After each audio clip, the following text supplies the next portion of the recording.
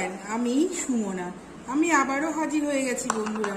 আমরা যেমন খেতে ভালোবাসি তেমন কিন্তু বন্ধুরা দেখতেও ভালোবাসি। তো চলো, আজ কিন্তু আমি পাতায় খেতে নিয়েছি।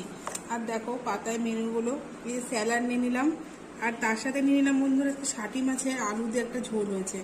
আর তারপরে এই যে তেঁতুলের টক, আর এই যে টক দই। তো বন্ধুরা বলো, তোমাদের আজকের ভিডিওটি কেমন লাগলো? একদমই কিন্তু সিম্পল মেনু বন্ধুরা। ভিডিওটি ভালো লাগলে লাইক, কমেন্ট, শেয়ার করে সাবস্ক্রাইব করতে ভুলো না বন্ধুরা।